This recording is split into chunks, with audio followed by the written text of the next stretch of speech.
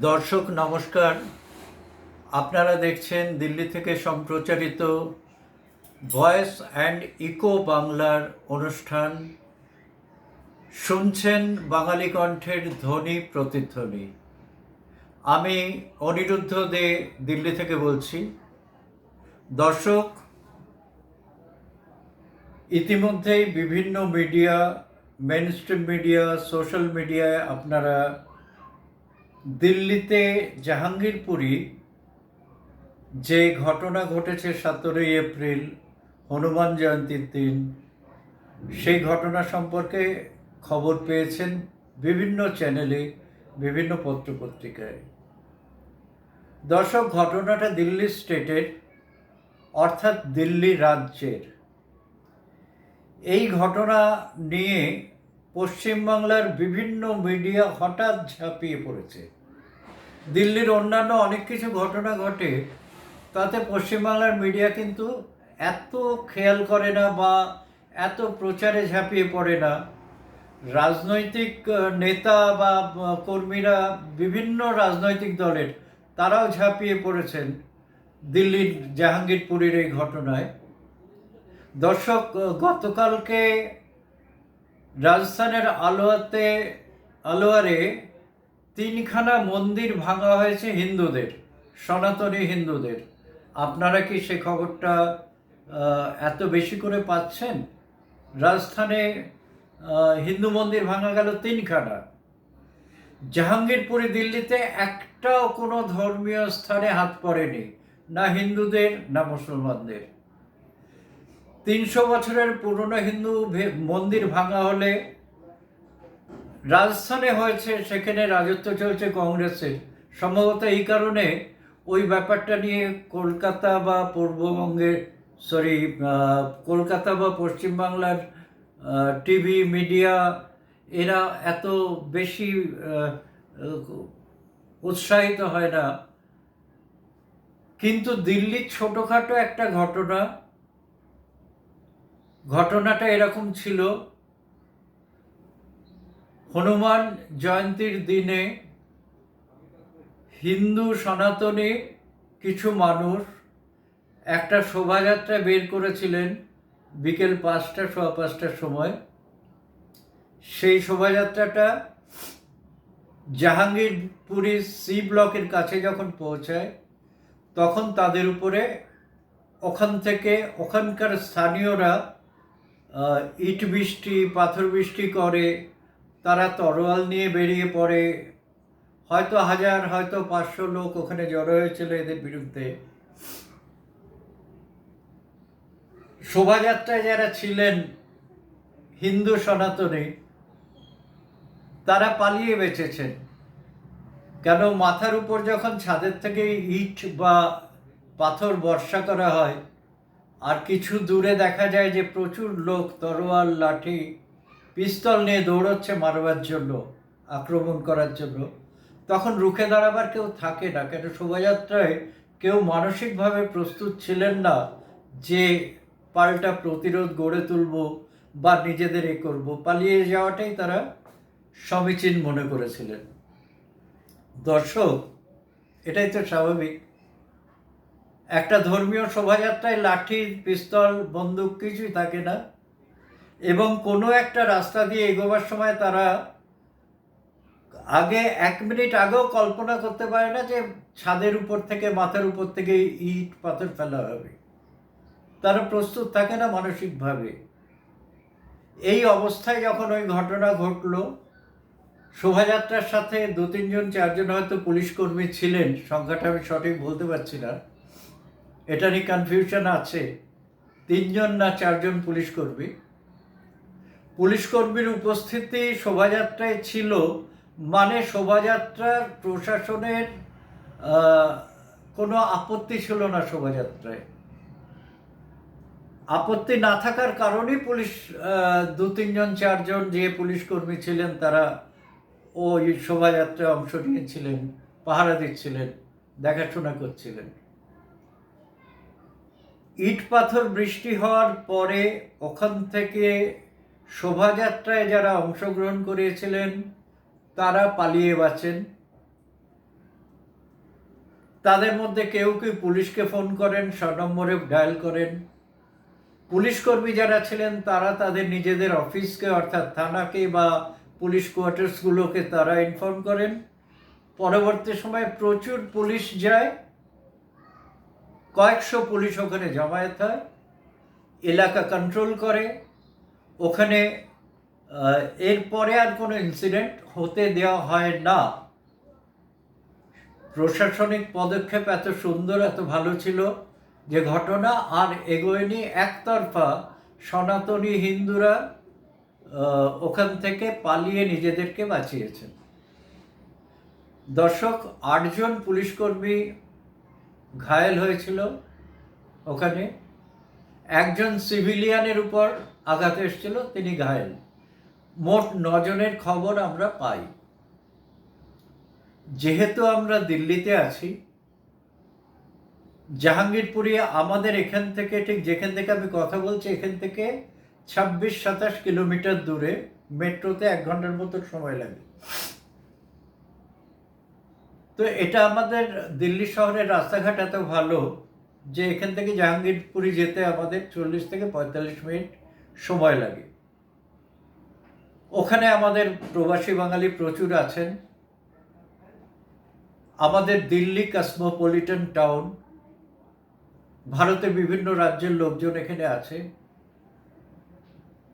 বিভিন্ন জাত, বিভিন্ন ধর্ম, বিভিন্ন শ্রেণী, বিভিন্ন ভাষার মানুষ এখানে বাস করেন এবং শান্তিতে বাস করেন।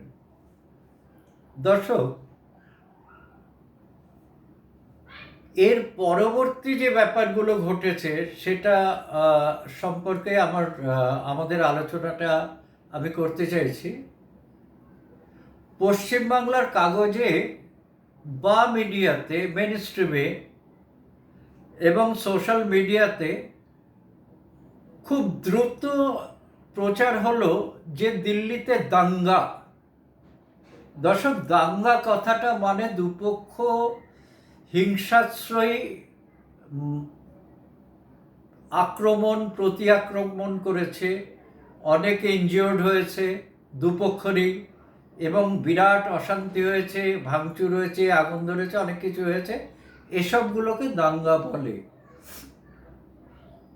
এখানে কিন্তু দর্শক হয়েছিল হামলা। এক পক্ষ, একটি গোষ্ঠী আরেকটি ধর্মীয় গোষ্ঠীর উপরে একতরফা হামলা করেছিল, গুলি চালিয়েছিল, তরোয়াল দেখিয়েছিল, পুলিশ ইনজিওর্ড হয়েছে। 8 জন পুলিশ ইনজিওর্ড হওয়া মানে ওখানে নিশ্চয় 8 জন পুলিশ ছিলেন। এটা প্রশাসন সঙ্গে সঙ্গে কন্ট্রোল করে নিয়েছে। এটা দাঙ্গা বলে প্রচার করাটা যারা করছেন তারা বোধহয় সত্যের অপলাপ করছেন। দাঙ্গা এভাবে হয় না, একে দাঙ্গা বলে না, একে একতরফা হামলা বা আক্রমণ বলাটা শ্রেয়। দর্শক, আমরা সামাজিক, আমাদের 4.5 বছর, 4.5 বছর ইলেকশন নিয়ে, নির্বাচন নিয়ে, পার্টি পলিটিক্স নিয়ে আলোচনা এখানে হয় না। রোজ কোন্দল হয় না, রোজ তোপ দাগাদাগি, তরজা গাওয়াগাই, ধুয়ে দেওয়াদি, এগুলো এখানে হয় না। আমরা দিল্লিতে অভ্যস্ত নই। আমাদের এখানে ডেমোক্রেসি আছে। আমাদের রাজ্য সরকার আম আদমি পার্টি, আমাদের কেন্দ্রীয় সরকার ভারতীয় জনতা পার্টি। এখানে কংগ্রেসের প্রচুর লোকের উপস্থিতি আছে। আমাদের রোজ দেখা সাক্ষাৎ হয়, প্যান্ডামিকে একসাথে কাজও করেছে সকলে। এখানে পশ্চিমবাংলার মতো চিত্র এখানে নেই যে সকাল বিকেল দুপুর রাত্রি সবাই রাজনীতির আলোচনা করছে, পেছন পেছন গোয়েন্দাগিরি হচ্ছে, কে কার সাথে কথা বলছে, কেন কথা বলছে, কে কার সাথে ফুসুর ফুসুর করছে, এসব আলোচনা বা এসব জিনিস ভাবার মানসিকতা দিল্লির কারোরই নেই। এখানে সকলে রাজনৈতিক সচেতন এবং তাদের রাজনীতির যে চিন্তা ভাবনা সেটা তারা বুথে গিয়ে তাদের চিন্তাটা প্রকাশ করেন, তাদের মতামতটা প্রকাশ করেন। সেটা বুথে যাওয়ার পথে তাদেরকে কেউ বিরক্ত করে না, তাদেরকে কেউ গাড়ি পাঠিয়ে বলে না আমার পার্টিকে ভোট দেবে, আমি গাড়ি পাঠাচ্ছি। এগুলো এখানে কালচার নয়, এটা ওয়েস্ট বেঙ্গলের কালচার এবং 50 বছরের পুরনো কালচার। এই কালচারটা ওয়েস্ট বেঙ্গলের আজকের কালচার নয়, এবং তার জন্য ওয়েস্ট বেঙ্গলের সবকটা রাজনৈতিক দলই সেই কালচার তৈরি করার জন্য দায়ী। দর্শক, আমি সামাজিক কথা বলছি, আমরা সামাজিক কথা বলি। কিছুক্ষণ আগে প্রবাসী বঙ্গীয় সমাজের শ্রী অজিত পাল আমার সাথে কথা বললেন। দিল্লি মতুয়া মহাসংঘের জেনারেল সেক্রেটারি শ্রী তাপস রায় আমার সাথে কথা বললেন। অনেকক্ষণ কথা হলো। আমরা দিল্লিতে দেখেছি শাহিনবাগে সিএ এর আন্দোলন, আমরা দেখেছি তার পরেই শাহিনবাগ কন্টিনিউ করতে করতে শেষ হচ্ছে দিল্লিতে একটি দাঙ্গায়। তাতে অনেকেই ইনভলভ ছিলেন, হতাহত হয়েছেন। কার দোষ কার গুণ সেটা আমাদের বিচার্য বিষয় না, আমরা যেটুকু সূত্র মারফত খবর পাই সেটুকু আপনাদের জানাচ্ছি বা জানাব। ঠিক তার পরেই এলো কিষাণ আন্দোলন। কিষাণ আন্দোলনের পরেই আমরা দেখলাম পাঞ্জাবে ভোট। পাঞ্জাবে নির্বাচনে ওখানকার যে পুরনো যারা ছিলেন, সত্তায় ছিলেন, সরকারে ছিলেন, তারা গোহারা হারলেন। তাদের মধ্যে 3টে ভাগ হয়ে গেল, সেটা আপনারা জানেন। এবং একটি নতুন দল, যারা পাঞ্জাবে কোনোদিন দেখা দেননি, তারাই ওখানে নির্বাচনের মাধ্যমে সরকারে এসে পৌঁছলেন। তারপরে আমরা দেখছি যে এখানে এই জাতীয় একটা ঘটনা জাহাঙ্গীরপুরীতে ঘটল। দিল্লির চিফ মিনিস্টার তিনি একটা সার্বজনিক বক্তব্য রাখছিলেন, অন ক্যামেরা বললেন, এটা আমার বিষয় নয়, পুলিশ কেন্দ্রীয় সরকারের হাতে রয়েছে, তারা কন্ট্রোল করে, তারা এই বিষয়টা বুঝবে। তারপরে তার দলের কিছু মানুষ, চিফ মিনিস্টার যে দল করেন অর্থাৎ আম আদমি পার্টি, তার কিছু নেতা ওই অঞ্চলে পৌঁছে গেলেন। পৌঁছে গিয়ে তাদের মতো তারা বোঝাতে চাইলেন অনেক কিছু, এই দাঙ্গা এইরকম না, ওই রকম, ওই রকম না, সেই রকম না, ওই রকম। আমি তাদের বক্তব্যের পক্ষেও কিছু বলছি না, তাদের বক্তব্যের প্রতিবাদেও কিছু বলছি না। আমি শুধু সামাজিক দৃষ্টিকোণ থেকে আমাদের বক্তব্য বলছি, যারা দিল্লি সমাজে বাস করি। দর্শক, এর পরবর্তী পর্যায়ে যখন জাহাঙ্গীরপুরীর এই ঘটনা ঘটল, পুলিশ তদন্ত শুরু করলো। এবং আপনারা জানেন এটা দিল্লি পুলিশ, ভারতবর্ষের সবথেকে যোগ্য পুলিশ দিল্লি পুলিশ। তারা ইনভেস্টিগেশন চালু করলো। ইনভেস্টিগেশন টিম পৌঁছে গেল কলকাতার একটি অঞ্চলে, আশপাশের কোনো একটি জেলার কোনো একটি গ্রামে। ইনভেস্টিগেশনে জানা গেল সেই গ্রামের একজন মানুষ থাকেন জাহাঙ্গীরপুরীতে, তার নাম আনসার। টিভি ক্যামেরায় আমরা দেখেছি, মেনস্ট্রিম টিভিতে দেখানো হয়েছে আনসারের হাতে পিস্তল, এবং যেটা অভিযোগ যে আনসারের হাতের পিস্তলের গুলিতেই দিল্লি পুলিশের একজন অফিসার ইনজিওর্ড হয়েছেন। এরপরেই হঠাৎ দেখলাম গতকালকে মেনস্ট্রিম মিডিয়াতে অনেকে বক্তব্য রাখছেন। আমার যতটা মনে আছে, রিপাবলিক ভারতে মাননীয় মন্ত্রী শ্রীমতী শশী পাজা মহাশয়া, তারপরে দেখলাম আজকে সকালবেলায় একটি মেনস্ট্রিম টিভি চ্যানেলে সিপিএমের একজন নেতা শ্রী তন্ময় ভট্টাচার্য,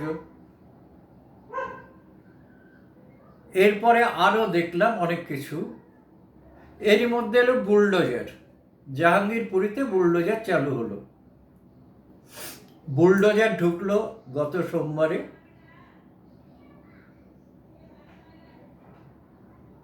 সকালবেলায় বুলডোজার 9:30 ঢুকেছে। 10টা 5 বা 10-এর মধ্যে বিশিষ্ট কংগ্রেস নেতা, সিনিয়র অ্যাডভোকেট কপিল সিব্বল জি এবং আম আদমি পার্টি খ্যাত সিনিয়র অ্যাডভোকেট প্রশান্ত ভূষণ জি, তারা দুজন খালি হাতে সিধে পৌঁছে গেলেন সুপ্রিম কোর্টের জাজের সামনে। মেনশন করলেন যে এরকম এরকম ঘটনা চলছে, একটি বিশেষ সম্প্রদায়কে লক্ষ্য করে জাহাঙ্গীরপুরীতে সরকারি বুলডোজার ভাঙচুর শুরু করেছে।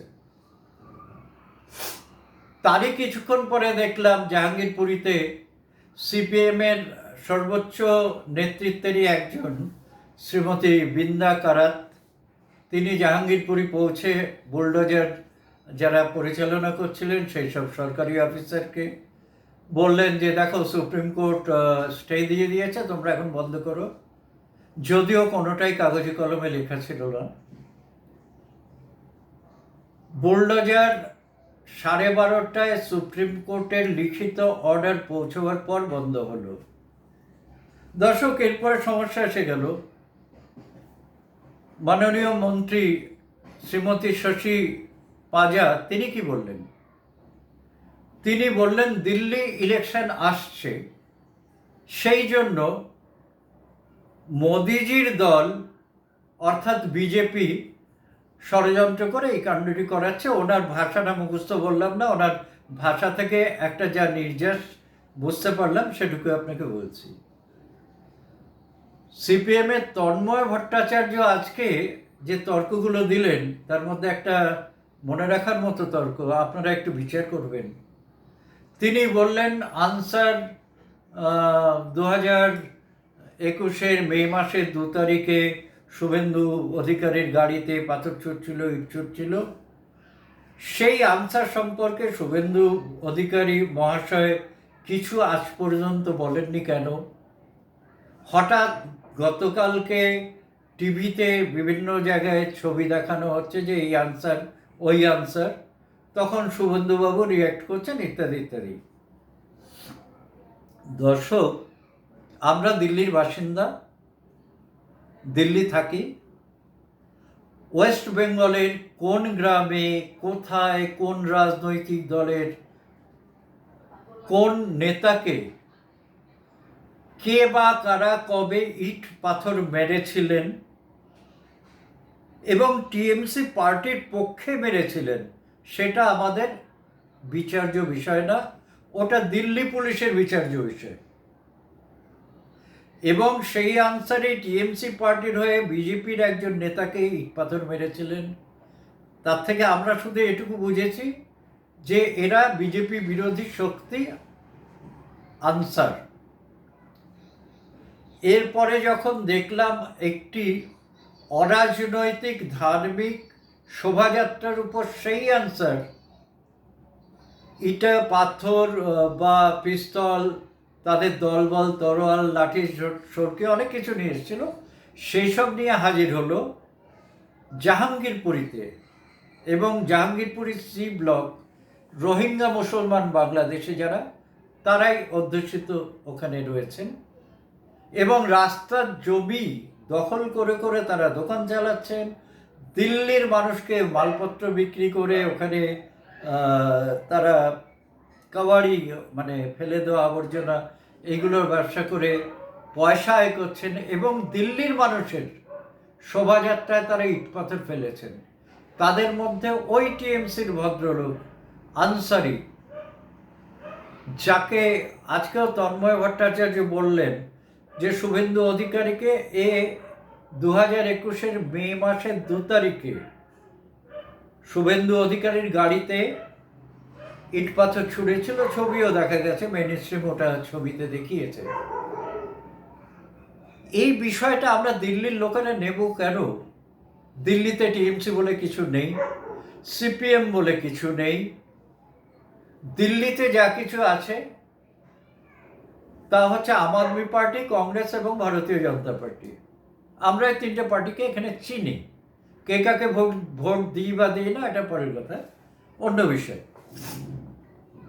দর্শক, ইনভেস্টিগেশনে পুলিশের কাছ থেকে আমরা জানছি, যতটুকু মিডিয়ার বলছে বা আমাদের ব্যক্তিগত সোর্স থেকে, সেটা হচ্ছে জাহাঙ্গীরপুরের সি ব্লকের এই মানুষগুলোই বাস ভরে ভরে, আজ থেকে 1.5-2 বছর আগে যে শাহিনবাগে সিএ আন্দোলন হয়েছিল, সেই আন্দোলনে এরা যেতেন। বাংলাদেশি অবৈধ অনুপ্রবেশকারী রোহিঙ্গা মুসলমানরা সিএএ আন্দোলনে যেতেন, যারা ভারতের নাগরিক নন। ভারত সরকারের কোনো একটা বিল পাস হয়েছে, আইন পাস হয়েছে অথবা হয়নি, তা নিয়ে বিদেশি নাগরিক অবৈধভাবে প্রবেশ করেছে, তারা এখানে অ্যাজিটেশন তৈরি করছে। আমরা দিল্লির মানুষ এটা পছন্দ করি না, আমরা এটা অ্যালাউ করি না। কেউ করবে, হিন্দুরা করলে করবো না, কেউ করলে করবো না। যখন কিষাণ আন্দোলন হয়েছিল, সেটা মুসলমানেরা করেনি, অবৈধ অনুপ্রবেশকারীরা কিষাণ আন্দোলন করেনি, তবুও দিল্লির মানুষ আপত্তি করেছিল যে এটা আন্দোলন হতে পারে না, এভাবে আন্দোলন করবে না, দিল্লির পরিবেশ নষ্ট করবে না। দর্শক,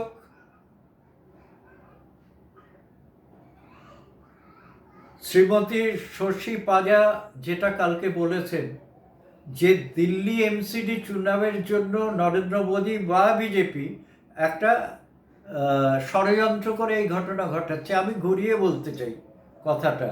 আমি 2-3 জন বাঙালি যারা এখানে অ্যাসোসিয়েশনের লিডার্স নাম করেছি শুরুতে, তাদের সাথে আলোচনা করে এবং অনেক অবাঙালি বাঙালিদের সাথে আলোচনা করে আমি আমার নিজের ব্যক্তিগত মত বলছি না, আমি অনেকের আলোচনাটা আপনাদের সামনে বলছি। আমাদের এখানে একটি রাজনৈতিক বা সাধারণ নাগরিক মহল, তারা বলছেন যে আসলে ওটা নয়, যে অভিযোগ করা হচ্ছে নরেন্দ্র মোদী বা তার দল সম্পর্কে, আসলে সেটা নয়। যারা এই আন্দোলনকে মদত করেছেন, যারা এই আক্রমণকে,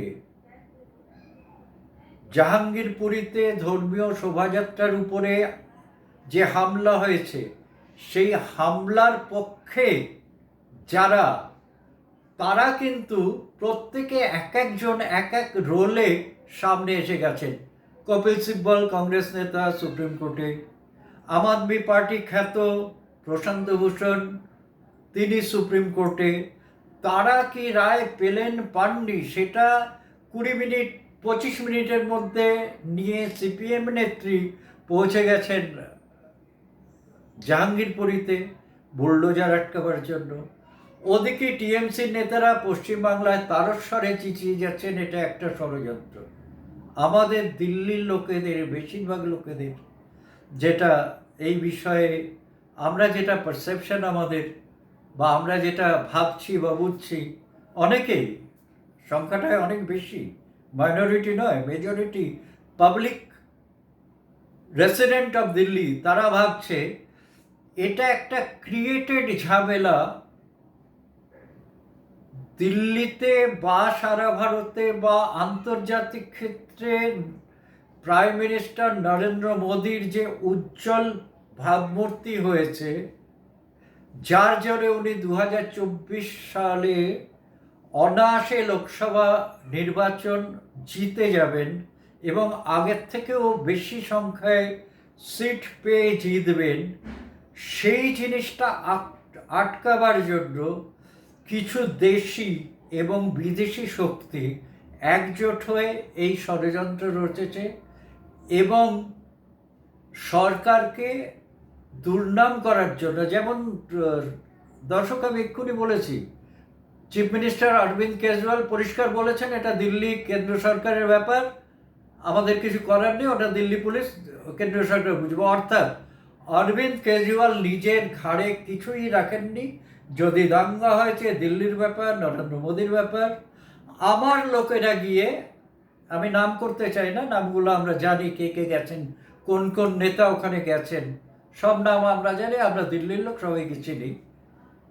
তার লোকেরা গিয়ে ওখানে গিয়ে প্রোটেকশন দিচ্ছেন এবং বলছেন মুসলমানদের উপর আন্দোলন, আক্রমণ বুলডোজারের। না, মুসলমানের উপর বুলডোজারের কোনো কিছুই হয়নি।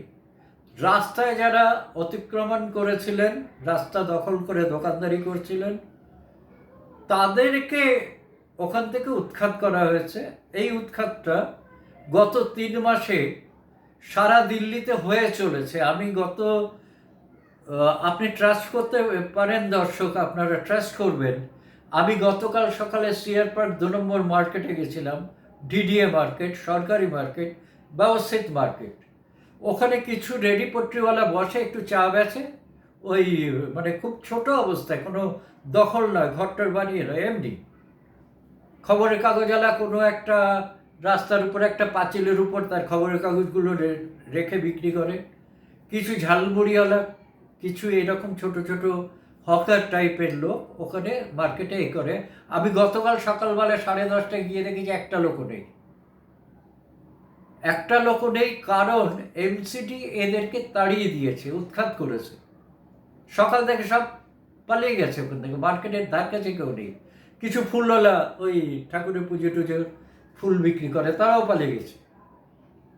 গতকাল সকালে সিআর পার্কে, বাঙালি পাড়ায়, ব্যবস্থিত পাড়ায় একটাও মুসলমান নেই এখানে, তাদের মধ্যে তারা পালিয়ে গেছে। দর্শক, পশ্চিমবাংলাকে বিভ্রান্তিমূলক অপপ্রচার দিয়ে ভুল বোঝানো চলেছে, এইটুকু বলার জন্য আজকে আমি এই আলোচনা করলাম। সাথে বলছি এর পেছনের কারণ।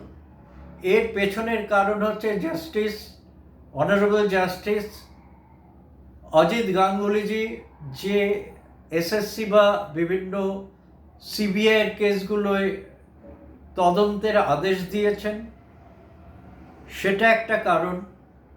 গরু পাচার কাণ্ডে টিএমসির নেতা বীরভূমের শ্রী অনুব্রত মণ্ডল, উনি এসএসকেএম হাসপাতালের উডবার্ন ওয়ার্ডে ভর্তি হয়ে পড়ে আছেন। অভিষেক ব্যানার্জি, রুজিরা ব্যানার্জিকে দিল্লিতে ইডির কিছু মামলায় তলব করা হয়েছে। বাগটুয়ের ঘটনা সিবিআইয়ের হাতে চলে গেছে, আনারুল সেখানে অ্যারেস্টেড, এবং আনারুল সিবিআইকে যা ইনপুট দিয়েছে, যা ইনফরমেশন দিয়েছে। ঝালদা কাণ্ডে যে কাউন্সিলর খুন হলেন, প্রত্যক্ষদর্শী আরেকজন খুন হলেন, তাও সিবিআইয়ের হাতে। কয়লা পাচার নিয়ে, মানি লন্ডারিং নিয়ে আরও অনেক কেস আছে। প্রায় 120-র ওপরে সিবিআই কেস পশ্চিমবাংলায় আছে। শুধু এইটুকু থেকে দৃষ্টি ঘোরাবার জন্য পশ্চিমবাংলার মিডিয়া, আমি তাদের সম্পর্কে চটিচাটা বা দলদাস এই শব্দগুলো ব্যবহার করাটা উচিত মনে করি না, তবে বাংলার কিছু মেইনস্ট্রিম মিডিয়া, কিছু রাজনৈতিক নেতা, আমি সবাইকে ইনভলভ করবো না এর মধ্যে, তারা তারস্বরে দিল্লির জাহাঙ্গীরপুরি সম্পর্কে ভুল, বেসলেস এবং ফেক নিউজ পশ্চিমবাংলায় প্রচার করছেন। এই ব্যাপারটায় আপত্তি দিল্লির প্রবাসী বাঙালিদের। আমি দায়িত্ব নিয়ে আপনাদের বলছি, আমি নিজে বহু বছর দিল্লিতে আছি। আমি দিল্লি কোর্টে প্র্যাকটিস করেছি 30-32 বছর, ক্রিমিনাল কোর্টে প্র্যাকটিস করেছি। যোগাযোগ ব্যবস্থাটা আমার ভালো দিল্লির সব অঞ্চলে। দিল্লি একটা ছোট রাজ্য, প্রত্যেকটা কর্নারে আমাদের যোগাযোগ আছে। আমি দায়িত্ব নিয়ে বলছি, দিল্লিতে এরকম কিছু ঘটেনি, ঘটে না, ঘটবে না। এখানে টিএমসির কিছু লোক বা অন্য কোনো রাজনৈতিক দলের কিছু লোক বা কোনো স্বার্থান্বেষী চক্র বা বিদেশি কোনো গুপ্তচর সংস্থা, এদেরই মধ্যে কেউ দিল্লিতে এই জাতীয় ঘটনা ঘটবার উস্কানি দিয়েছেন, হয়তো ষড়যন্ত্র করেছেন। এ নিয়ে দিল্লি সম্পর্কে আপনাদের কোনো ভুল ধারণা নেওয়ার প্রয়োজন নেই। দিল্লিতে ডেমোক্রেসি আছে, দিল্লিতে পার্টির লোককে মারে না, খুন করে না। দিল্লিতে ক্রাইম কিছু কিছু হয়, সারা পৃথিবীর সব জায়গায় হয়, দিল্লিতে হয়, কিন্তু এই ক্রাইম পলিটিক্যাল সাপোর্ট পায় না, কারণ এখানে বিচার ব্যবস্থা অনেক উন্নত, অনেক নিরপেক্ষ, যা পশ্চিমবাংলায় সাধারণ মানুষ যারা দিল্লি সম্পর্কে যোগাযোগ রাখেন না, খবর রাখেন না, তাদের পক্ষে জানা সম্ভব নয়। দর্শক, আজকে এইটুকু বলে আমি শেষ করছি। জাহাঙ্গীরপুরীর সাথে একটা ভালো খবর আছে, আপনাদেরকে পৌঁছাচ্ছি। আজকে সন্ধ্যাবেলায় দিল্লি নর্থের ডেপুটি পুলিশ কমিশনার, পুলিশ প্রশাসন, সরকারি প্রশাসন জাহাঙ্গীরপুরীতে একটা দুই পক্ষের কে সাথে নিয়ে মিটিংয়ে বসেছিলেন। মিটিংয়ের একটা কথা আপনাদের বলি, দর্শক খুব খুশি হবেন আপনারাও, যে দিল্লি একটা সমাজ ব্যবস্থা এরকম, যেখানে পুলিশের সিনিয়র অফিসার দুপক্ষকে নিয়ে মিটিংয়ে বসেছেন একটা খোলা জায়গায়, অনেক চেয়ারে সবাই বসে আছেন। সেখানে মুসলিম পক্ষ থেকে যারা ছিলেন সি ব্লক জাহাঙ্গীরপুরী, তারা একটা কথা দিয়েছেন, সকলের সামনে ওপেন আলোচনা হয়েছে, সার্বজনিক আলোচনা হয়েছে, সবাই প্রচুর লোক ভিড় করেছিল। তারা বলেছেন যে তারা দায়িত্ব নিচ্ছেন ভবিষ্যতে আর এইরকম কোনো ঘটনা ওই অঞ্চলে হবে না। দর্শক, কিছু মুসলিম লিডার দায়িত্ব নিয়েছেন যে জাহাঙ্গীরপুরীর ওই অঞ্চলে ভবিষ্যতে আর কখনো এরকম ঘটনার পুনরাবৃত্তি হবে না। দর্শক, আপনি আমি কি দায়িত্ব নিতে পারি যদি আমাদের ওই ঘটনায় কন্ট্রোল না থাকতো? ওই ঘটনার সাথে আমাদের লোক যদি জড়িত না হতো, আমাদের ঘনিষ্ঠ লোকেরা যদি ঘটনায় না থাকতো, তাহলে কি আমরা এরকম দায়িত্ব নিতে পারি? যারা দায়িত্ব নিয়েছেন আর পুনরাবৃত্তি হবে না, তারা সাইলেন্টলি প্রকারান্তরে স্বীকার করে নিয়েছেন যে তাদের ইনভলভমেন্ট ছিল। তারা জানতেন এই ঘটনা ঘটবে, পুলিশের কাছে রিপোর্ট আছে, ওই ঘটনা ঘটার 7 দিন আগে থেকে একটি ষড়যন্ত্রের বৈঠক হয়েছিল, ছক কষা হয়েছিল। ঘটনা ঘটার 6 দিন আগে আনসারি পিস্তল জোগাড় করেছিল। ঘটনা ঘটার আগের দিন রাত 12টা অবধি মিটিং হয়েছিল ওখানকার যারা এই ঘটনা ঘটাবেন তাদের মধ্যে, এবং পরের দিন ঘটনা ঘটেছিল। এবং যারা আজকে বলছেন যে এটা এমসিডি ইলেকশন বা অন্য কোনো ইলেকশনের জন্য মোদিজির গভর্নমেন্ট বা পার্টি এটাকে ইন্ডালজ করছে, তাদের সম্পর্কে এটুকু আমাদের অ্যাসেসমেন্ট, আমাদের দিল্লির প্রবাসী বাঙালিদের অ্যাসেসমেন্ট, যে যারা আজকে এই অভিযোগটা ওই দিকে করছেন, অভিযোগের তীরটা মোদিজির দিকে দিচ্ছেন, তাদের ইনভলভমেন্ট থাকলে হঠাৎ করে এটা বলতে পারতেন না, তারা না জেনে বলতে পারতেন না। তারা জানেন কে আসলে ঘটনার দোষী, কারা দোষী। আনসার যে অ্যারেস্ট হয়েছে সে কোন পার্টি করত, যিনি সুপ্রিম কোর্টের উকিল তিনি কোন পার্টি করেন, যিনি ওখানে গিয়ে বুলডোজার থামাতে বললেন বিনা কাগজপত্রে তিনি কোন পার্টির নেতা। এবং আজকে বিকেলবেলায় শুনছিলাম টিএমসির কিছু লোক ওখানে গেছে। কী জন্য এসছেন? দিল্লি তার রক্ষা নিজেকে করতে পারে, দিল্লির মানুষ সশক্ত, দিল্লির মানুষ ডেমোক্রেটিক, দিল্লির মানুষ সেকুলার। এই কথাটা, এই মেসেজটা আমি আপনাদের মাধ্যমে তাদের কাছেও পৌঁছতে চাইছি, যে এখানে ওই যেভাবে ওয়েস্ট বেঙ্গলকে বিরক্ত করা হয়েছে, ওয়েস্ট বেঙ্গলকে অশান্ত করা হয়েছে, রোজ হচ্ছে, সেই কায়দাটা দিল্লিতে ফলপ্রসূ হয়নি, হবে না, হবেও না। সাইনব্যাগ কিছু করতে পারেনি, তারপরের যে রায়ট কিছু করতে পারেনি, যা কৃষি বিল নিয়ে যে সিনারি তৈরি করা হয়েছিল কিচ্ছু কারো বিগড়ায়নি। এবং এই দিনের যে হনুমান জয়ন্তীর শোভাযাত্রার উপরে কটা ইট পাথর ফেলা হয়েছে, কিচ্ছু বিগড়াবে না দিল্লির মতো থেকে যাবে। হ্যাঁ, একটা কথা দর্শক মনে পড়লো, গতকাল লালকেল্লা একটা অনুষ্ঠান হয়েছিল, গুরু তেগ বাহাদুরের 400তম জন্মজয়ন্তী। ভারতের মাননীয় প্রাইম মিনিস্টার নরেন্দ্র মোদী তিনি উৎসাহ নিয়ে এই প্রোগ্রামটা করেন।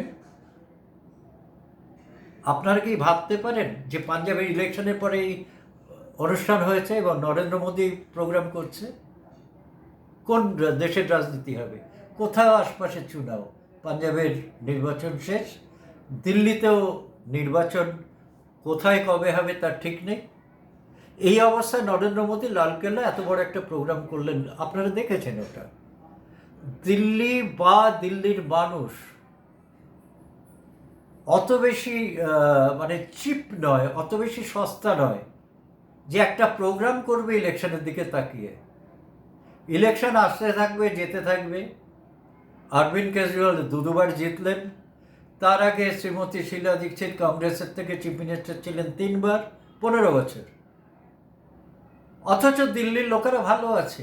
কেন্দ্রে 2 টার্ম এলেন নরেন্দ্র মোদী, তার সরকারে বিজেপি। দিল্লি ভালো আছে, দিল্লি কোনো প্রবলেম নেই। আপনাদের ওই তথাকথিত যারা অতি বিপ্লবী নেতা, তাদের আপনাদের মাধ্যমে তাদের কাছে আবেদন প্রার্থনা, আপনারা পশ্চিমবাংলাকে জ্বালাচ্ছেন, জ্বালান, দিল্লি জ্বালাবেন না। আমরা দিল্লিতে খুব সুন্দর ভালো আছি। বরং পশ্চিমবাংলার ঘটনা, এখানে আমাদের পড়োশি অবাঙালি বাঙালি সবাই আমাদেরকে গালাগাল করে যে তোমাদের বাংলা এরকম। মহামতি গোখলের what Bengal thinks today India thinks tomorrow, যাদেরকে দেখেই উক্তিটা মহামতি গোখলে করেছিলেন, তারা সব স্বাধীনতার আগের লোক।